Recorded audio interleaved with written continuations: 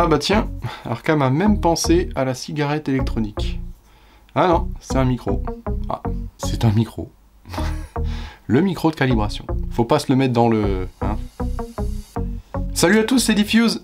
Je suis content de vous retrouver aujourd'hui pour un petit test sur un amplificateur home cinéma. Il s'agit de l'Arkham qui se trouve juste ici.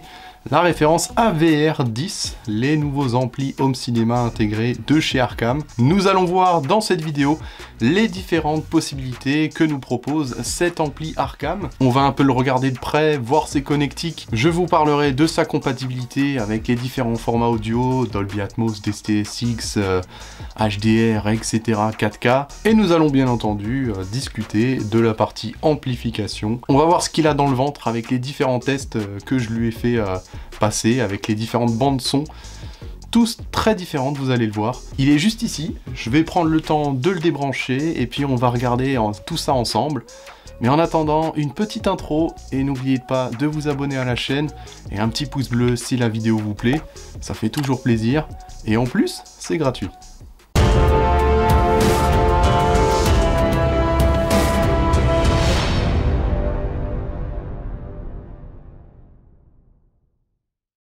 Alors avant de le débrancher, petite précision, cet amplificateur aujourd'hui je l'ai testé dans différentes configurations. Je l'ai testé de deux façons. La première, j'ai voulu savoir ce qu'il avait dans le ventre, sans rien, sans ampli de puissance ni quoi que ce soit. Utiliser vraiment les caractéristiques brutes de l'amplificateur, à savoir 7 x 60 watts, mais des watts vraiment réels en classe AB. Donc je peux vous dire que ça bouge très très bien. Et ensuite, eh bien, j'ai voulu tester un peu plus, savoir si la partie préamplification était correcte. Donc j'ai branché aussi mes amplificateurs de puissance, à savoir le Rotel en stéréo sur les colonnes gauche et droite. Et en dessous, le Rotel aussi en classe numérique qui lui va s'occuper des surrounds. Avant toute chose, je tiens à remercier chaleureusement Jérôme de Studio 23 qui m'a prêté le matos. Parce que sans lui, eh bien, cette vidéo, je pourrais pas la tourner et puis j'aurais pas pris un pied monumental à tester ce produit et surtout à regarder des films avec. Donc merci Jérôme, vous lui faites péter tous les pouces bleus que vous avez. Allez, je veux des pouces bleus en masse pour Jérôme et pour Studio 23. Voilà, merci à vous. Si vous me suivez depuis longtemps, eh bien vous savez que Studio 23 est notre partenaire pour plusieurs de nos vidéos, et notamment celle-ci. Donc voilà, merci infiniment. Studio 23 est un spécialiste du home cinéma et de l'hi-fi. Vous pouvez retrouver la boutique directement à Egbolsheim en Alsace. Ils ont plein de matos super sympas, je vous avais déjà fait une vidéo avec un petit tour de la boutique. Alors si vous êtes intéressé pour aller y faire un tour, eh bien n'hésitez pas à regarder dans le descriptif de la vidéo, vous y retrouverez toutes les informations nécessaires. Eh bien voici la bête, c'est l'Arkham AVR10, amplificateur intégré home cinéma d'une puissance de 7 x 60 watts. Alors bien sûr, 7 x 60 watts, ça vend pas du rêve comparé à d'autres amplificateurs à plusieurs centaines de watts. Mais là, Arkham ne ment absolument pas sur les caractéristiques techniques et elles sont très très réelles. C'est-à-dire que ici, on donne 7 x 60 watts, les 7 canaux alimentés en même temps, sur une valeur de 8 ohms à 1 kHz. Et ça suffit largement pour faire bouger vos enceintes et pour vous procurer de sacrées sensations en home cinéma. Et même en hi-fi d'ailleurs, mais on va y revenir par la suite. Il y a la VR5 juste avant, et puis il y a la VR20, la VR30, la VR40. Vous l'aurez compris, plus on monte dans les chiffres, plus ça devient cher, et plus c'est normalement qualitatif. Parce qu'on le sait tous, c'est pas parce que c'est cher que c'est forcément performant. Tout de même 3200 € la bête. Hein. Au niveau des caractéristiques principales, eh bien on est sur une bête qui fait 16,5 kg avec une dimension standard qui fait 43 cm de large par 17 cm de hauteur et à peu près 42 cm de profondeur, donc c'est un gros bébé quand même. Hein. Donc je vous l'avais dit avant, 7 canaux d'amplification directement intégrés dans l'ampli et ensuite il peut permettre, grâce à ses sorties pré-hautes à l'arrière, eh bien il peut préamplifier jusqu'à 11.2 canaux. Petit aparté, mieux vaut peu d'enceintes mais un très bon résultat plutôt que beaucoup d'enceintes et une cacophonie insupportable. Cet ampli est connecté, entièrement connecté avec le Bluetooth, le Wi-Fi, le câble Ethernet pour le raccorder à votre réseau local. Il y a même une application dédiée sur les smartphones pour pouvoir piloter l'amplificateur, gérer vos différents streaming audio, que ce soit votre bibliothèque de musique sur votre NAS, que ce soit aussi via les applications de streaming audio, Spotify, Deezer, Qobuz et tout ça, j'en passe. Donc voilà, il fait AirPlay, il fait aussi Google Cast, donc vous pouvez à distance envoyer du son directement sur l'amplificateur via les protocoles de Bluetooth. Alors vous le voyez sur la façade avant, il y a un gros bouton pour augmenter le volume. Ça c'est vraiment très appréciable parce que le bouton est quand même assez qualitatif, moi j'aime bien, il est cranté, donc c'est sympa. Il y a aussi cette magnifique écran qui est vraiment très grand, qui peut en fait nous permettre de visionner les réglages qu'on effectue directement sur l'amplificateur. Donc si vous n'avez pas allumé votre diffuseur, votre télé ou votre vidéoprojecteur, vous pouvez quand même accéder aux réglages avec cet écran. Je trouve ça très pratique, en plus il est lisible largement, avec des couleurs dessus, etc. Donc franchement, c'est très lisible au niveau de l'amplificateur, mais on va y revenir par la suite, parce qu'il a quand même des défauts au niveau OSD.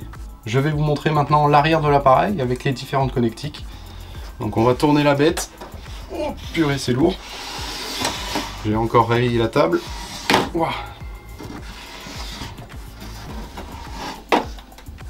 Et voilà. Je fais même ma muscu pendant la vidéo, c'est sympa. Alors, on a quoi derrière? Eh bien, on a quelque chose de vraiment pas mal du tout, avec les différents borniers qui sont ici, en transparent, les différentes pré-out, et vous avez aussi les prises HDMI, que ce soit les entrées et les sorties HDMI, pour brancher toutes vos sources.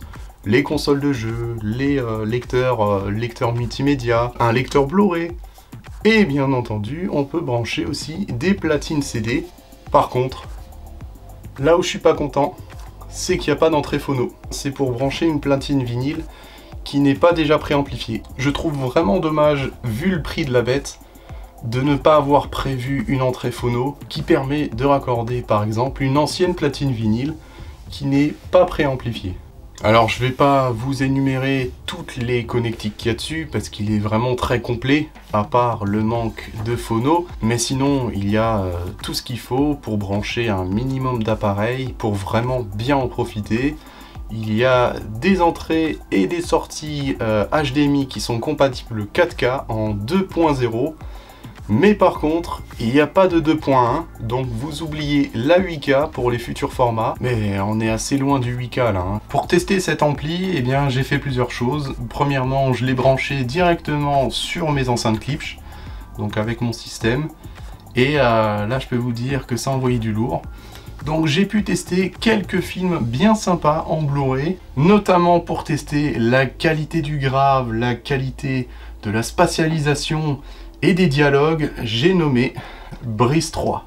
Non, je plaisante. Tu vois, il est encore emballé. Non, je plaisante. Allez, à la poubelle.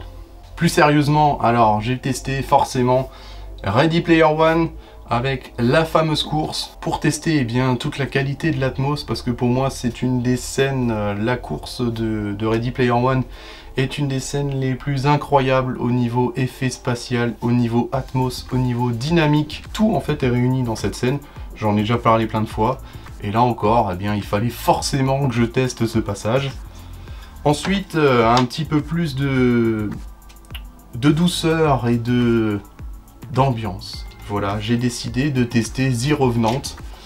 Alors oui, The Revenant, une qualité de son incroyable, pas de son Dolby Atmos dessus, il n'y a qu'une piste DTS HD en anglais, mais elle est très très bien. Mais je vous en parlerai juste après des performances exceptionnelles de simulation Dolby Atmos et DTS:X à partir de sources non Atmos et non DTS:X. C'était assez incroyable. The Dark Knight, donc un film avec une bande son très musclée, et notamment pour ses musiques, pour sa bande originale qui est très rentre dedans. Et là forcément j'ai monté le son et puis j'ai regardé ce qu'il avait dans le ventre et s'il a tenu en puissance.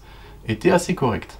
Et enfin, j'ai pu tester le film Sans un bruit 2 avec Emily Blunt, qui est pour moi une actrice exceptionnelle, mais bon, je mets ça de côté. Là aussi, dans cette bande-son qui est en Dolby Atmos, on a beaucoup de dynamique, des passages très calmes qui virent à la catastrophe. Petite dédicace. C'est tout bonnement incroyable, les écarts de dynamique. Après, bien entendu, j'ai testé aussi ses qualités stéréo de cet ampli, parce qu'il propose des très bonnes performances au niveau stéréo. Vraiment, sur tous les styles de musique, eh ben, il sait y faire. Et franchement, c'était génial.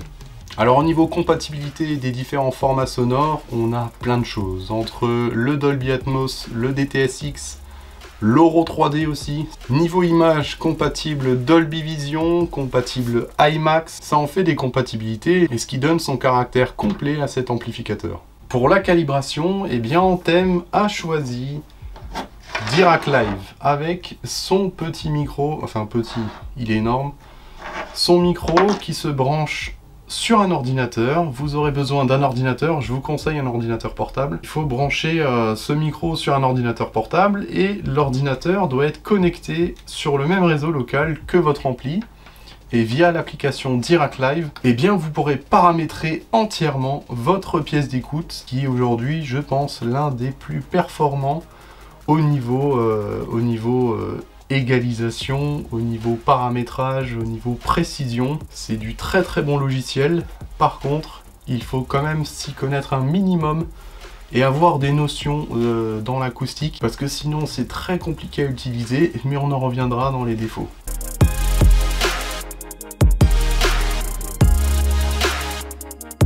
Bon, alors on fait quoi? On attaque les points faibles ou les points forts d'abord? On m'a toujours dit, commence d'abord par le pire et ensuite le meilleur. Après plus de 3 semaines d'utilisation quotidienne de la VR10 dans plein de configurations différentes, j'ai plein de choses à dire et notamment des choses qui sont pas top. Je me base par rapport à l'utilisation de mon autre ampli personnel. C'est un ampli Pioneer LX503, pas du tout dans la même gamme que celui-ci, qui est 3 fois plus cher. Mais par rapport à ça, j'ai quand même pas mal de choses à dire, notamment au niveau du confort d'utilisation, au niveau de l'ergonomie. Le plus gros point faible de cet amplificateur, c'est son ergonomie. Et je pense que c'est la marque qui fait ça, elle n'a jamais été très performante au niveau de l'ergonomie. Donc voilà, celui-là, il ne déroge pas la règle, c'est pareil.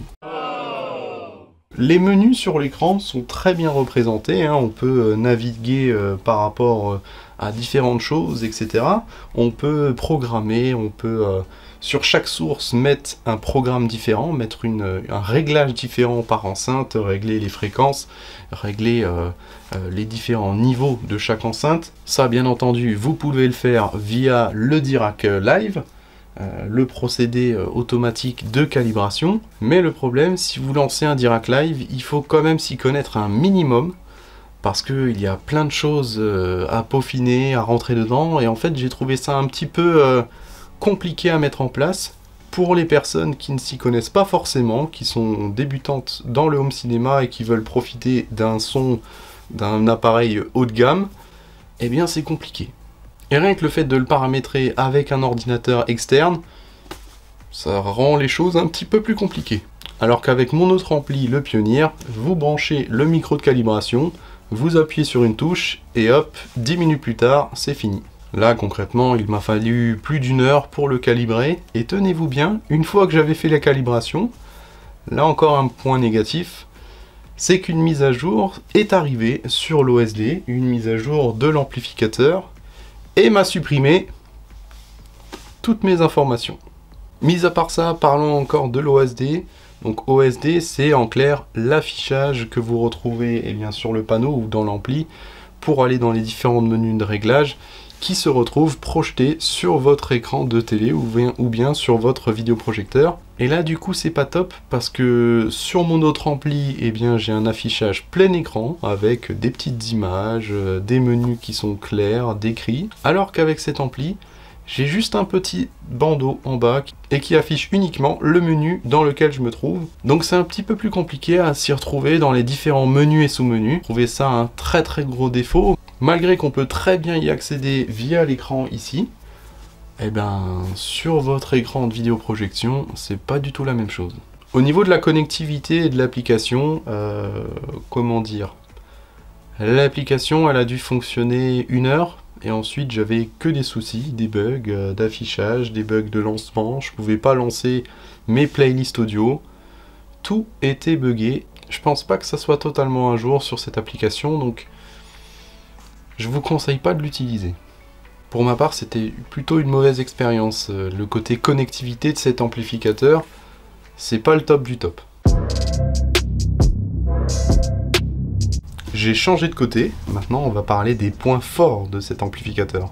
Alors fort heureusement, il y a plus de points forts que de points faibles, parce que vu le prix de l'ampli, ça aurait été dommage de payer une telle somme pour en fait très peu de résultats et très peu de performance. Mais c'est pas du tout le cas, rassurez-vous, au niveau audio, c'est très démonstratif.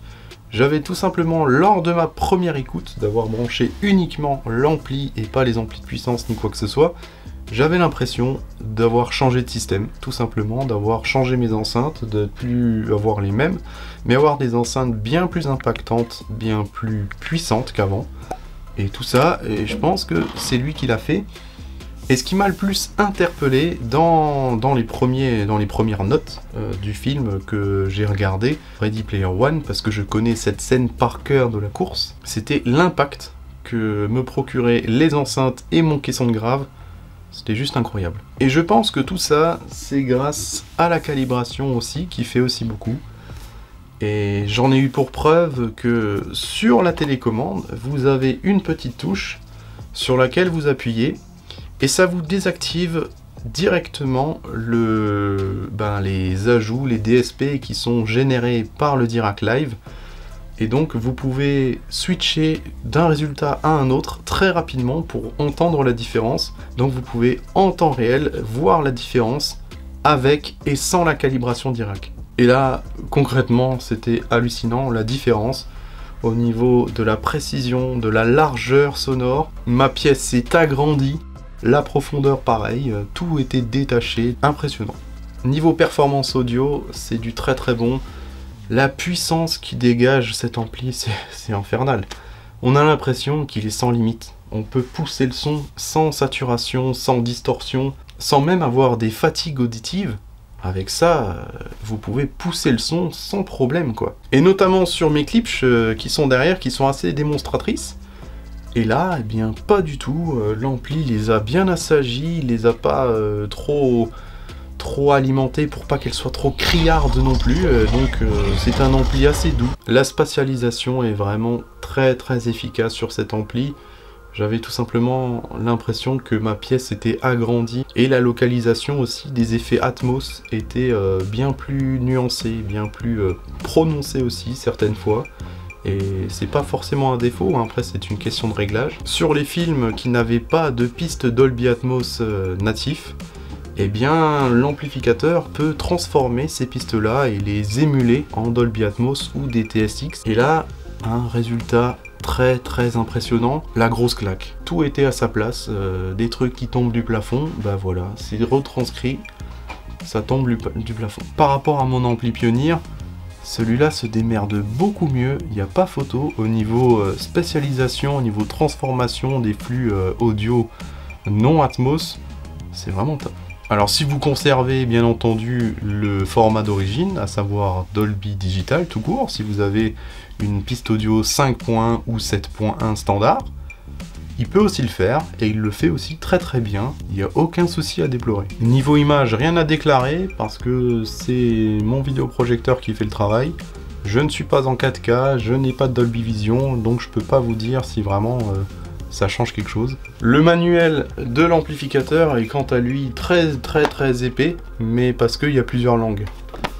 Sinon, vraiment tout est bien détaillé dedans. Donc, et en français en plus, à noter. Si on se pose une question, on va dans le manuel, on trouve nos réponses. Pour résumer rapidement, ampli 7 x 60 watts, classe AB, très puissant, une puissance non négligeable qui est sans appel, qui peut faire tourner n'importe quel système home cinéma de façon très convenable, sans distorsion, sans fatigue auditive. Au niveau de la spatialisation, c'est waouh, impressionnant de réalisme. Et puis réellement, on est dans une partie de préamplification qui fait très bien le travail par rapport à mon ancien ampli, qui lui se démerdait plutôt bien, mais avait son caractère un petit peu timide parfois.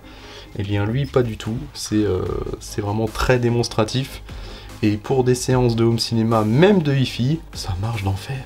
La hi-fi n'est pas oubliée, c'est un très bon amplificateur uniquement stéréo avec les deux canaux ou même en multicanal. Et bien je le trouve particulièrement réussi au niveau du timbre de la voix, au niveau des instruments, c'est très précis. Voilà tout le savoir-faire de Arcam, c'est d'être très fort en home cinéma et d'être très bon aussi en hi-fi. Donc pour ceux qui veulent mélanger les deux mondes, à savoir l'hi-fi et le home cinéma, eh bien je pense que cet amplificateur est un très bon choix. Pour les séances home cinéma, si vous lui mettez des blocs de puissance séparés, là vous allez encore augmenter sa capacité à vous produire eh bien, une puissance de son absolument incroyable. Et quelque part, vous y trouverez la dynamique qu'on recherche absolument à avoir dans les séances de cinéma, dans les bandes son, et bien là vous les aurez.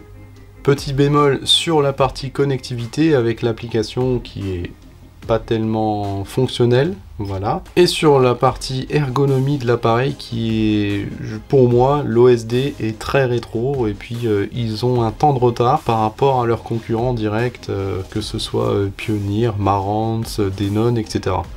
Donc là, il y a encore du travail à faire, messieurs de chez Arcam, même beaucoup de travail.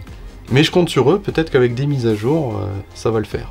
La calibration Dirac Live nous permet d'avoir de très bons résultats et franchement, peu importe la pièce, les défauts de la pièce, eh bien Dirac Live les corrige, donc franchement, chapeau Dirac. Par contre, la difficulté pour paramétrer tout ça via le logiciel externe, via un ordinateur externe, ça peut en rebuter plus d'un. Et ça serait vraiment dommage d'acheter un amplificateur avec Dirac Live et de ne pas en profiter. La partie préamplification est vraiment au top du top. Je dois le dire encore une fois, j'ai été vraiment étonné. Et pour moi, le point fort, mais vraiment THE point fort de cet ampli, c'est la facilité à laquelle eh bien, il va transformer vos pistes audio Dolby standard en pistes Dolby pseudo Atmos. C'est la facilité à laquelle il a à le faire et puis vraiment le fait qu'il le fasse super bien. Donc bravo à Arcam avec ce modèle AVR10 qui coûte la modique somme de 3200 €. Alors oui, c'est pas pour toutes les bourses, c'est pas pour la mienne non plus. Alors je vous tire pas non plus mon chapeau, parce que il a des défauts, il a même beaucoup de défauts, on l'a dit avant, mais n'empêche que l'utilité principale, à savoir de retranscrire les bandes son home cinéma, eh bien il le fait super bien. Et voilà, c'est terminé pour cet avis sur cet amplificateur. Viens là toi, viens là, tu dis bonjour à la caméra. Oui mon petit chat. J'espère que ce petit test vous a plu. Je remercie encore une fois Jérôme de Studio 23 de m'avoir prêté l'amplificateur. Je vous souhaite plein de bonnes choses, prenez soin de vous. Et surtout, n'oubliez pas de vous abonner à la chaîne, de lâcher vos plus gros pouces bleus et de m'écrire un petit commentaire si ça vous a plu, si cet ampli peut vous intéresser notamment. Moi en attendant, je vais le remettre dans le carton et puis je vais le rendre au propriétaire. Allez, salut Bissom!